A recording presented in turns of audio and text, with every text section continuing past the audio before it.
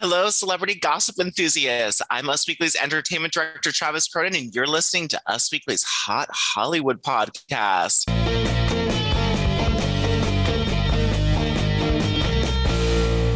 Today, I am always so lucky to be joined by my co-hosts. Hey now, this is what dreams are made of. Sarah Huron. Oh, hello, Travis. There's a lot of random stories to discuss this week. There are really a lot of random stories, skeet skeet, Kanye Kanye. But before we get into all of that, let us start with the woes this week. And the woes are pretty good this week. I said that word several times this week. How about you, Sarah Huron? I really have gasped a few times. And of course, when I got that notification that Jake Gyllenhaal has broken his silence, his decade-long silence on the very important song All Too Well, and now, of course, All Too Well 10-minute version, it was audible. I was freaking out. So of course, clicked as soon as I could to read this Esquire profile on Mr. Gyllenhaal. Not usually my preferred reading in the morning, but he was asked. So shout out to Esquire for finally asking Jake Gyllenhaal what we've been wanting to know. His answer wasn't exactly what I was hoping for, but I think tells us a lot about Jake Gyllenhaal. So he was asked about the song, and obviously the song being about him, and he said, quote, "It has nothing to do with me. It's about her relationship with her fans. It is her expression.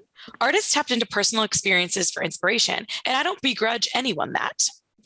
Then he was asked specifically if these months surrounding the re-release of Red have been more difficult for him. He said no. He asked if he's listened to the album. He said no. But he did perk up a bit when asked about overall social media and the fandoms and the maybe toxicity. Didn't name Swifties, made it clear he wasn't, but I think we know who he's talking about when he said, and I quote, "At some point, I think it's important when supporters get unruly that we feel a responsibility to have them be civil and not allow for cyberbullying in one's name.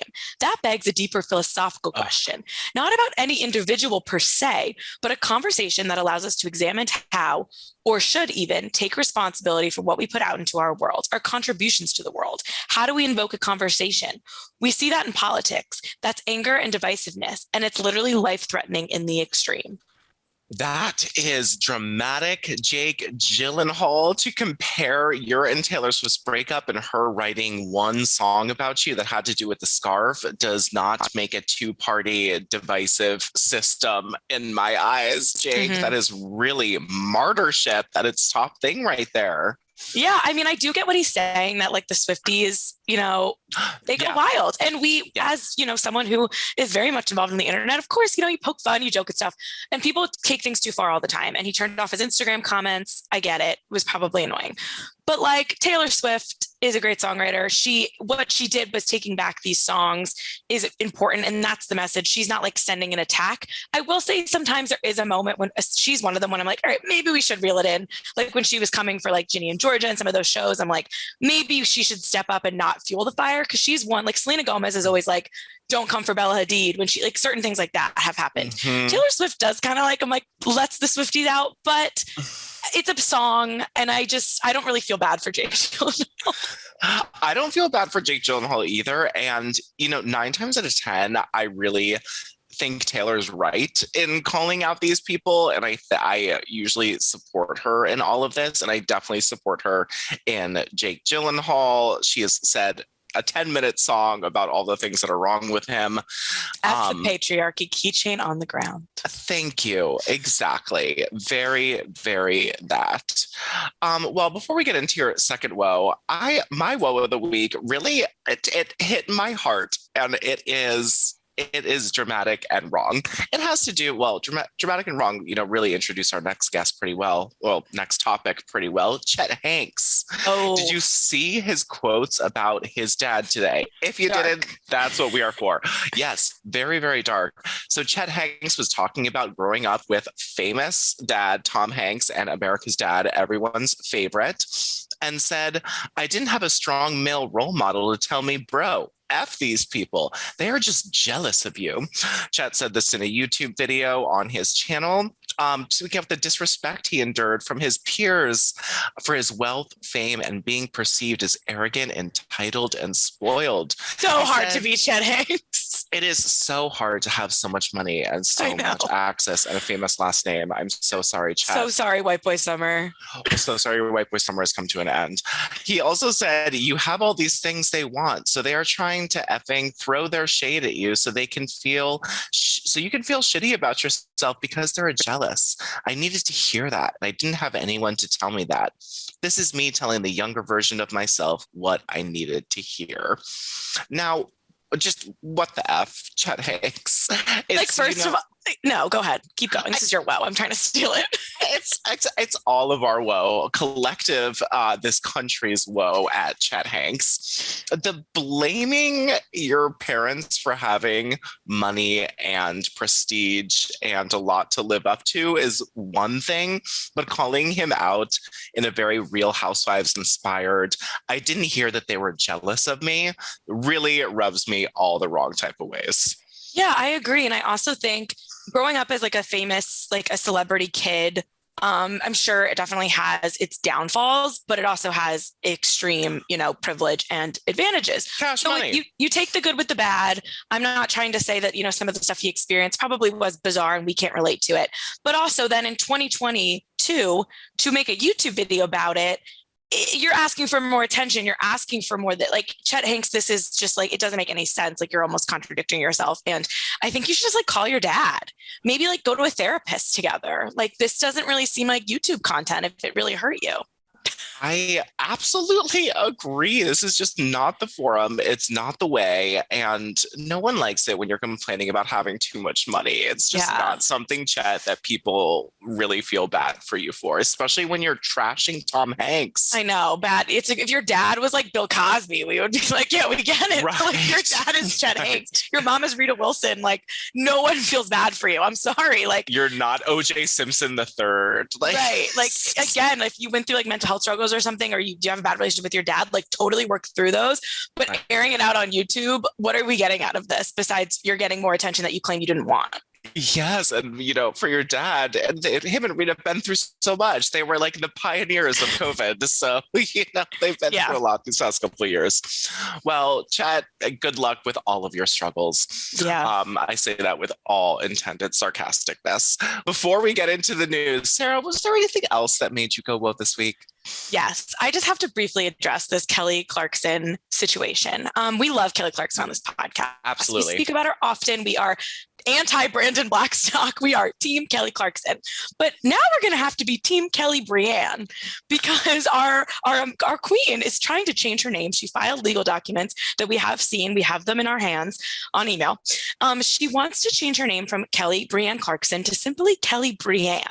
I don't know what this means for, quote, the Kelly Clarkson show, or a lot of her other professional things. I don't know if this is like something super personal and she just wants it like for her, or if this is to be going forward. But she wrote, quote, a desire to change my name. My new name more fully reflects who I am. So we know that Kelly has been going through this divorce. She already back in the summer filed to get her maiden name restored to no longer be a Blackstock, which happens a lot in divorces. Mm-hmm. But on Valentine's Day, she's showing a little self-love and she wants to be Kelly Brienne. It makes zero sense to me.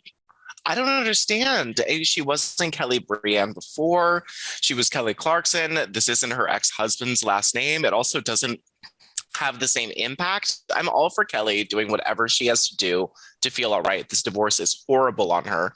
But Kelly Clarkson is just such a great name and rolls off the tongue. Kelly Brienne just doesn't feel finished. Kelly Brienne sounds like Sheena Marie, and that's not a compliment, Kelly Brienne or Sheena Marie. And I also think, I know she's opened up, or not really, but through her songs, about having maybe a strained relationship with her father. And I believe that that's her father's last name. So maybe she's just shedding all these toxic men from her life, which I totally can get on board with.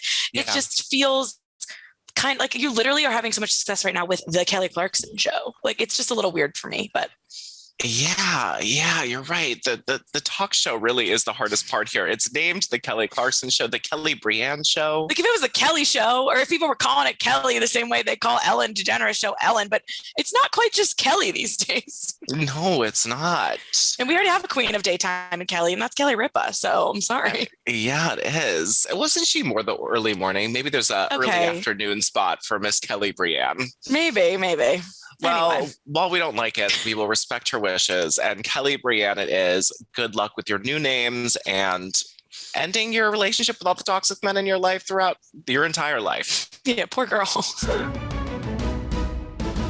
Well, Julia Fox, as Sarah said, had every reason to break up with Kanye West because he won't stop posting about how he wants his ex-wife back, which I can't imagine being the current girlfriend and seeing all these posts. Kanye even set a pickup truck full of roses to Kim's that is stalking house. Behavior.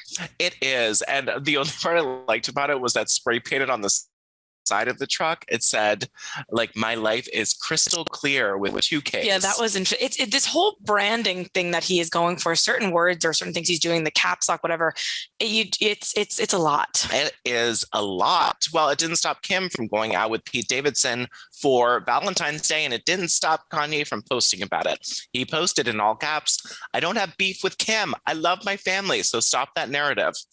I'm not giving up on my family. I bought this coat for Kim before SNL. I thought it was particularly special. I have faith that we'll get back together.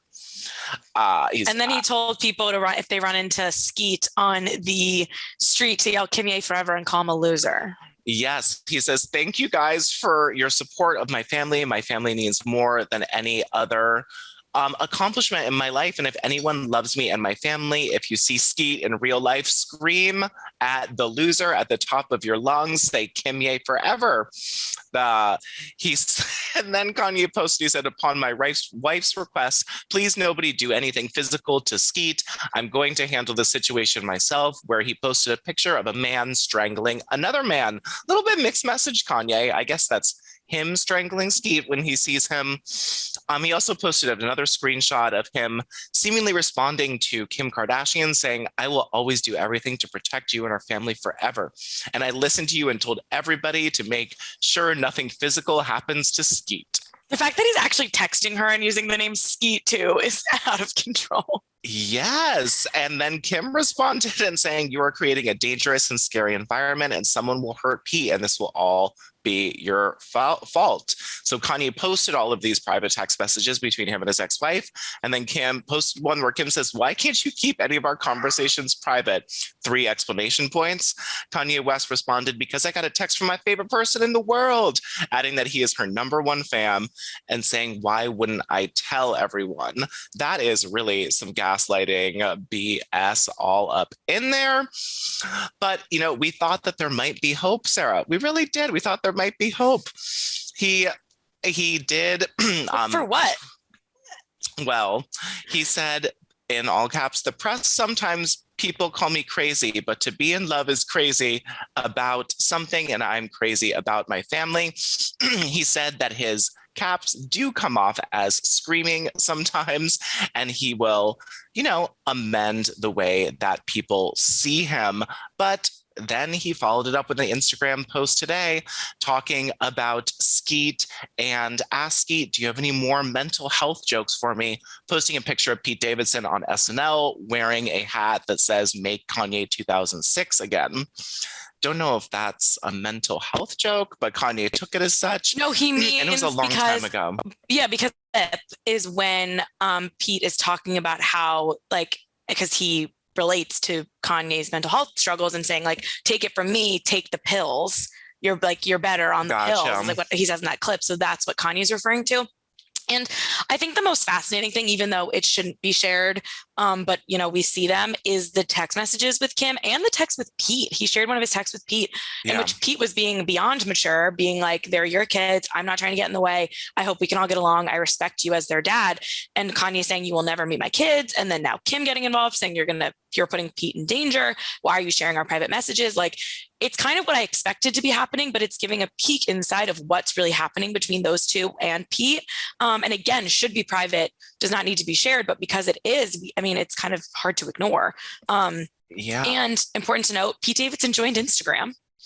Yes, he did. Well, not back on Instagram. He's been on and off with the same account for a while.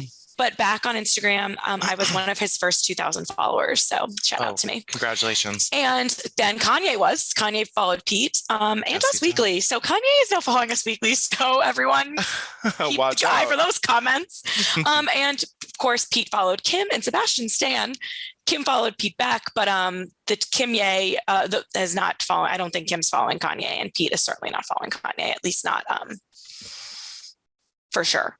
Not openly. There maybe he's creeping on him. He definitely is not. He does not need to open up the communication lines with Kanye. Kanye is acting so infantile, and it really feels like a toddler whose toy got taken away. He is sharing all these private conversations. It just doesn't seem to be really healthy for anyone, and I'm nervous for everybody involved. Kim is worried for Skeet's safety. Poor Skeet is worried for himself. No shade to him. I just think it sounds so funny when you say it like that. Yeah, I don't know. I'm just looking forward to when all of this calms down and everyone, gets the help they need. Everyone figures everything out. And then like maybe Pete Davidson can joke about this because he is always really funny when he talks about like Ariana Grande and everything. Yeah. But I can't imagine it's very funny for them right now. So down the line, it'll be interesting to hear how like people reflect on this. But right now you just, hope that no like intense Kanye fan does something crazy. Because that's kind of scary. Yeah, and sort of the inherent Kanye fan would be intensity. Talk about Jake Gyllenhaal talking about people needing to control their followers. Like this is way more serious than talking about a red scarf. Yes, it is. And he is giving Pete all of the content he needs for his stand-up career. He is making him so much more famous. It's really just all going to backfire. That sort of karmatic retribution. I can't wait to watch all of this, but I sort of wish it would stop now. It's getting a little dangerous and messy, and I feel bad for the kids, and even it's a train wreck. The video of like Kanye at the Super Bowl with North, and like he had the face covering on it. I just feel like it's just like, oh God, like what is it like to be Northwest right now? Confusing, and like Chet Hanks. This could be how your parents were raising you. Yes. You were with Mr. Rogers, okay? Like, I know I don't know your pain, but let's just it's interesting to put it in perspective here, at least public-wise, what's been going on. Yes. Check yourself, Chet. Someone should comment. Go comment that under his video right now. You tell him, Sarah. You tell him. Well, let us move on to another famous man trying to get his even more famous wife back. I am talking about Nick Cannon and Mariah Carey. Nick Cannon will always have endless love for his ex-wife, Mariah Carey. On Valentine's Day, he dropped a new track called Alone. That's described as an ode to Mariah Carey and their two children, Morocco and Monroe. He says, "This is the gospel of my broken soul. This is as raw it gets." Now, he shared some lyrics. Well, he didn't share some lyrics. He shared the song. Some of the lyrics were, first of all, I'm going to say I got nothing but love for you. I'm going to stay. I'm trying to fuck it up with you. I'm going to distance myself in my lane because I know you got a man and it's a little too late. He says, I've been lying. I've been cool and I miss it. I traded all for the case. I could have you back if we could go back to where we started at. Now, he has not done this to Mariah before, but it's clearly, if you listen to the whole song, it's about trying to get your ex-wife back. And he, talked about it a little bit on his show and says, I really messed up. I had probably the greatest situation. I had my dream girl and I messed it up. You don't clap for that. The song wasn't really about trying to get her back. I'm taking ownership of what I did as a man and owning my flaws and expressing it through song. I was out there trying to spread a little bit of that Kanye West energy. Kanye trying to get Kim back, ain't he? As a matter of fact, Kanye, I need you on the remix of my record. That's what we're going to do. And just respond to this, Mariah Carey shared a selfie of her and her current boyfriend, Brian Tonka. We'll say Tonka. I think it's Tonka. Go with that. Yeah, Brian Tonka, backup dancer turned manager, turned love of her life. So just an interesting back and forth between Nick and Mariah Carey. They seemed so fine and not anymore, perhaps. Well, Mariah Carey always does I don't follow these two that closely, but I never really hear her talking about it. Like she wrote a whole book and I don't remember anything like super bad about Nick Cannon coming out. And I think that says a lot. I mean, he's like popping out kids every 2 seconds with these other women. He has a talk show now where he talks about his personal life. He's writing these songs, like he's doing this stuff. And she's just kind of like, I'm more famous than you. Like, I don't need this is the vibe I'm getting. Also, yes. They have kids their kids are certain like 11 or something, old enough to be reading this. It's weird. He released a press release calling an ode to Mariah Carey. It's not like when normally you release a song and people allude to lyrics or something. This was full on, I want the world to know. I don't care what he says. It's weird. You're literally expecting another kid with another woman.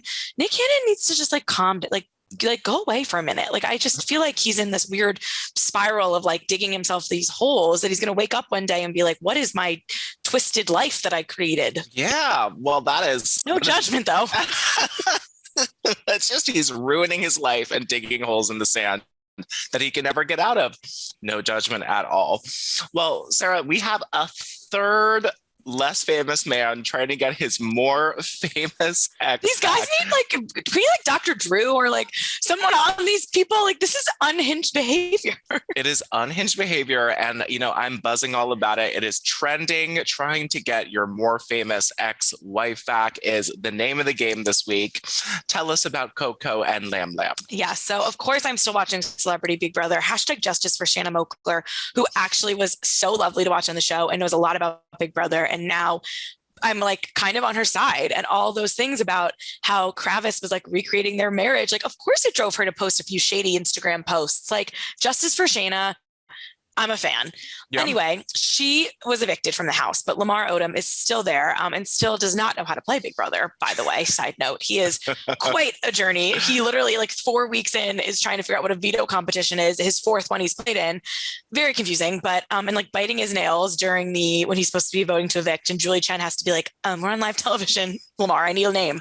So that's a whole journey. But he is still talking about Chloe. And of course they are airing it all. And the most recent thing he said was he loses sleep over how he treated his quote beautiful ex-wife. I had a beautiful wife. We were together every day till we got married. I never thought about getting married again. A little shade towards that girl who was his fiance like a year ago. Yeah, the personal trainer. Yeah, Sabrina or something. I didn't treat that good woman right. Cynthia Bailey is encouraging Lamar to try to make contact with Kardashian when the show wraps. And he said, quote, I'm going to try my damnedest. I wish I was mature enough to handle marriage right, but I wasn't. If given the opportunity, now I know what to do and what not to do. Sometimes it's hard for me to sleep at night thinking about her.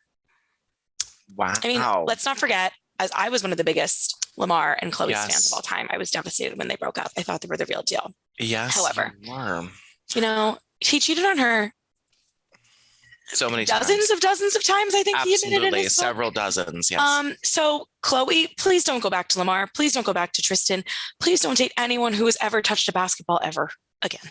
Agreed. Just someone who hates sports or is bad at sports. Yes. And Tristan Thompson, her ex, now has been accused of his ex, Marlene Nicholas, of not being in his child's life, not sending any money.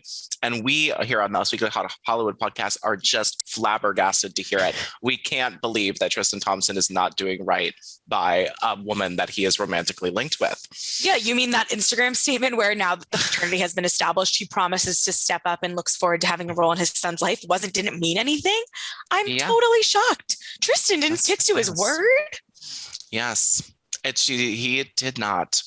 Get it together, Tristan. All of these guys, like these Kardashian men, and then throw Nick Cannon in there, who actually dated Kim. So we need again, some sort of like celebrity. I don't want it to be on TV, quite honestly. This isn't even like fun, half of it.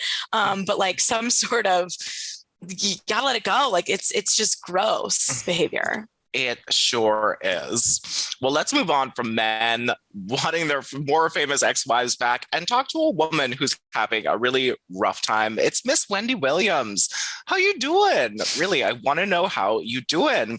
Now, Wendy Williams has had a lot of tumultuous experiences on her gossip show during the day. She has had emergency health issues, slurred speech, appearing disoriented several times. She's taken many extended breaks from the program, citing her Graves' disease, only to reveal that she was living in a sober home after an addiction relapse. This was followed by a headline-making divorce after her husband of 22 years, Kevin Hunter, had a child with another woman.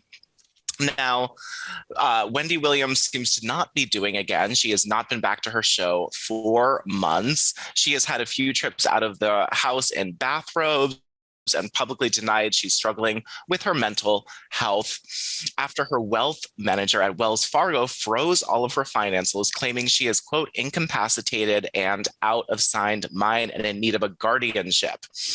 So, what's going on? In February, it was announced that Wendy Williams will not return to her show this season. Sherri Shepherd is working out a deal to be the permanent host. Love Sherri Shepherd. And now Wendy is involved with this legal battle with Wells Fargo. Wendy Williams approximately earns $15 million a year and says the bank is denying her access to her accounts. Documents show that her former financial advisor, Lori Schuyler, is the one who froze her access, claiming she is not of sound mind in need of a guardianship. Now, the Wells Fargo attorney,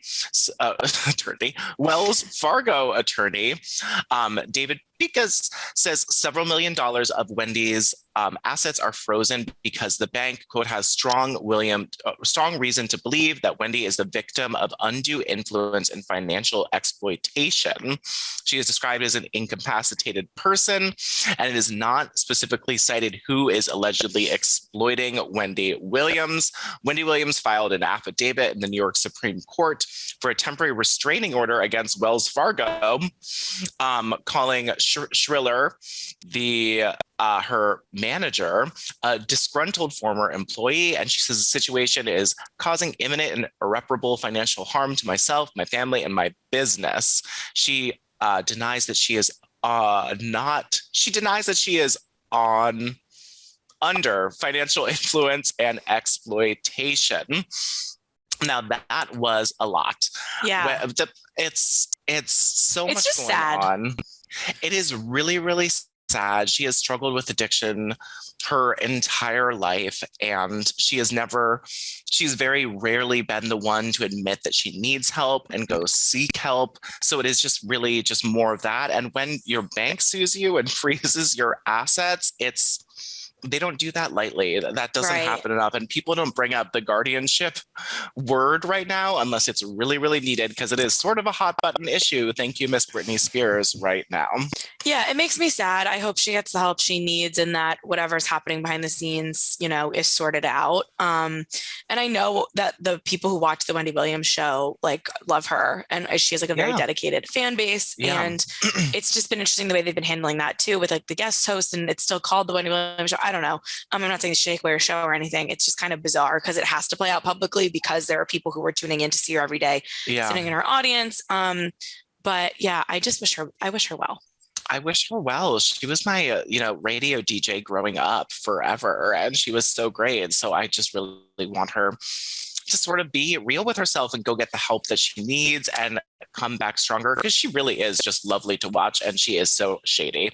Yeah, it's tough because she was made a career out of being shady, so now other people are going to talk about her, but it's kind of at that line of the bank is I don't know, it's at the point where it's past our place to say anything. It absolutely is. It is in the New York Supreme Court hands now. Yeah. And we will keep you updated. Speaking of much as I think I'm a lawyer, I'm not. I know, seriously, as much as I get celebrity legalese, I do not understand. Well, Sarah Huron, I'm going to let you pick the next two topics because you know all about them. Do you want to talk about Julia Hart's divorce or Jen Shah's court troubles? Wow. Okay, I'll do a quick rundown on Julia Hart and then maybe a quick rundown on Jen Shah really quick. They're both quick. Give it to us. All right. Julia Hart, My Unorthodox Life. If you didn't watch that show, wasn't the greatest Netflix reality show, but it was watchable. There were rumors. Love is Blind. It's no Love is. Oh my God. We have to talk about Love is Blind later off the internet. Julia Hart, there was rumors that her and her husband Silvio were getting divorced a few months ago. They shot them down. She has since filed for divorce a week into production on season 2, which is great for us viewers and, suspicious timing, but whatever. And now it's getting messy.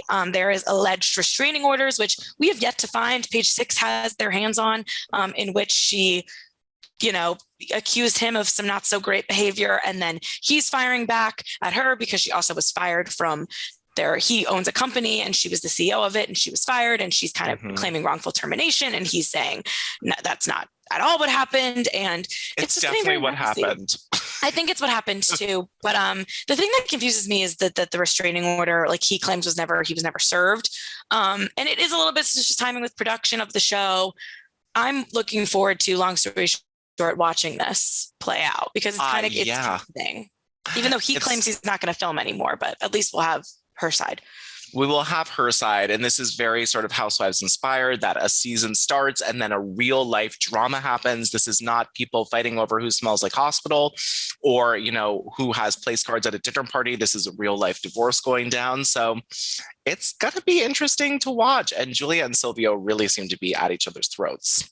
Yeah, they do. And then you have Jen Shah over in Salt Lake City getting ready for her trial, which starts in March. And her attorneys filed quite the document about how they're going to find the jury. And it's important to note that I think it's about 12-ish people who are connected to this case with Jen Shah, and every single one of them have changed their plea to not guilty. Right. Except for Jen Every Shah. other defendant has. Every other defendant in this telemarketing scheme, in case you forgot. So Jen Shah is maintaining her innocence. She wants to go to trial. Doesn't seem like it's going to work out too well. And her trial starts soon, and she is naturally concerned that things that played out on season 2 and 1 of The Real Housewives of Salt Lake City are going to affect the jury, which duh. Yeah. She does not want she doesn't want any clips from the Bravo show to be included as evidence. Have a hard time believing that, a judge is going to say that, but they're saying, things are edited. People portray themselves a certain way for television shows. But again, it is out there. And they also are trying to vet the jury with a series of questions about the show. And it's just like wild to read them. Things like, quote, do you think Whitney Rose is really in love with her husband? Yeah, things like, does anyone in your household or family watch The Real Housewives of Salt Lake City? Do you believe that people who appear on Housewives, do you believe that all the housewives who appear on the franchise are rich? Do you believe that what you see on the show is in fact real? Like, there's all these fourth wall-y questions. Not only do you watch it, do anyone in your household watch it? How are you familiar with it? And I know they have to vet the jury. It's just like, it's bizarre because you are presenting yourself as one thing. You're so real. This show is real. And now because you're in a court of law, you're going to try to be like, oh, that's edited. That's not my real life. Housewives have to present themselves as rich. I think they could probably find content to say Jen Shah saying, quote, I'm the realest one out there. I don't fake it, even though her house was not her house in season 1. Like, it's just contradictions happening here in the court. And Jen Shah just will never say, I've lost. She is not that type of person. She is going to fight to the bitter end, whether she's wrong or right. If you watch Real Housewives of Salt Lake City, Sarah and I would be excluded from this jury because we know that Jen Shah will die on any hill, small or big. She will die on it to prove that she is right. Did you call into Jen Shah's arraignment and make one of the reasons that they had to reschedule it? Yes, I did. But I would love to be part of this jury. I would love to be too. It's so wild that every other defendant in the case has pleaded guilty because they are so clearly guilty. And Jen Shah is just fighting tooth and nail at everything. It's not going to work out. It's not going to work out. Well, thank you to Sarah Huron for helping me spill all of this truly piping hot and wild celebrity this week. Again, this is Travis Cronin, Us Weekly's Hot Hollywood podcast with your weekly peek into the glamour, glitter, fashion, family favorite celebrities. Because after all, what are they, Sarah? They're just like us. Except with more money and access. All right, we will see. Yeah, we are nothing like you, Chet Hanks. We wish. We are nothing like you, Chet Hanks. Get it together. Leave Tom alone. All right. Bye, guys. We'll be back next week.